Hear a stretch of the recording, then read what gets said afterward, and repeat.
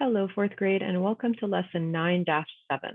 For this lesson, we're going to work on modeling the addition and subtraction of mixed numbers. Now remember, a mixed number is made up of a whole number part and a fraction part. So if you are baking cookies and the recipe says you need 1.5 sticks of butter, that's a mixed number because you have the one whole stick of butter plus an extra half. Let's go ahead and see how we can add and subtract mixed numbers by watching our short video lesson and then jumping into our notes and guided practice and examples together.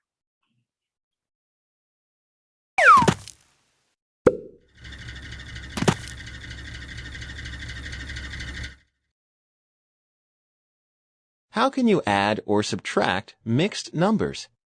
Bill has two boards to use to make picture frames. What is the total length of the two boards? How much longer is one board than the other? You'll use what you know about adding and subtracting fractions here. What type of numbers are you adding and subtracting? Select your answer. Now remember, since our numbers here are made up of fraction parts and whole number parts, we call those mixed numbers. You are adding and subtracting mixed numbers. You can use addition to find the total length of the two boards. You can use subtraction to find out how much longer one board is than the other. Use fraction strips to show 2 and 5/12 plus 1 and 11/12. Use 2 whole strips and 5 1/12 strips to show 2 and 5/12. Use 1 whole strip and 11 1/12 strips to show 1 and 11/12. Add the fractional parts. 5/12 plus 11/12 equals 16/12. Rename 16/12 as 1 and 4/12. Why is 16/12 renamed as 1 and 4/12? Now stop and think about this for a moment. 16 over 12, we know that's an improper fraction because our numerator is bigger than our denominator. Now in order to make a whole with 12 as a denominator, we need to have 12 12s. Now if we have 16 12s, that's 4 extra pieces. So we have the 12 12s plus the 4 12s will give me 16 12s. And I know that 12 over 12 is equal to 1 whole. So 16 over 12 is the same thing as saying 1 whole plus 4 extra pieces that are the size of 12. 16/12 is renamed as 1 and 4/12 so that a whole number part and a fraction part can be used to help add the other two numbers. Add the whole number parts. 2 plus 1 equals 3. Then add the sum of the whole number parts to the sum of the fractional parts. 3 plus 1 and 4/12 equals 4 and 4/12. So, 2 and 5/12 plus 1 and 11/12 equals 4 and 4/12 feet. Use a number line to show 2 and 5/12 minus 1 and 11/12. Mark the number you are subtracting from, 2 and 5/12. To subtract, move 1 and 11/12 to the left on the number line. Write the difference as a fraction, 6/12. So, 2 and 5/12 minus 1 and 11/12 equals 6/12 foot. Now you know how to add or subtract mixed numbers. All right, let's get into our notes and guided practice together. For our title, we've got 9-7, Model Addition and Subtraction of Mixed Numbers. Remember that mixed numbers are made up of whole number parts and fraction parts. So for example, 1 and 2/3 is a mixed number. You can use a fraction strip or a number line to show the addition or subtraction of mixed numbers, just like we saw in the video. So for this example, we're going to find the sum of 1 and 3/6 plus 1 and 3/6 using fraction strips and a number line. So I drew them out here so that you can see them in different colors. So first I'm going to add the parts separately to find the partial sums. And then I'm going to add those partial sums together to find the whole sum. So I'll add the whole parts together, and then I'll add the fractional parts together. So 1 and 3/6 plus 1 and 3/6, I'm going to separate it out into the wholes, 1 plus 1, and then the fraction parts, 3/6 plus 3/6. So I know 1 plus 1 is 2, there's my 2 whole, and then 3/6 plus another 3/6 gave me 6/6. So 2 whole plus 6/6, which is 1 whole, will give me 3.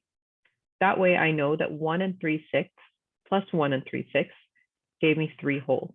So here's my 1 and 3/6 for the first one, 1 and 3/6 for the second one. They add up to make 3 whole. If I'm using a number line, my whole numbers are going to be broken up into 6 equal parts. So 1 and 3/6 is the same thing as 9/6. So if you're writing it as an improper fraction, so you can find it on your number line, 9/6, and then you're basically going to be adding another 9/6 because we're adding the same number twice. Will get you to 18/6. 18 is 3 times as many as 6, so 18 is 3 groups of 6, which equals 3 whole. So since we know that 1 and 3/6 is equal to 9/6, you're going to start at that 1 and 3/6, which is also 9/6 mark.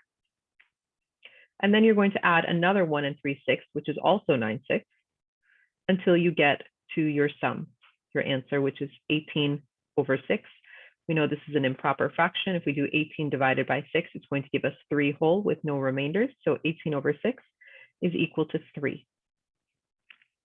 Next, let's use subtraction. Find 2 and 3/5 minus 1 and 2/5 using fraction strips and a number line.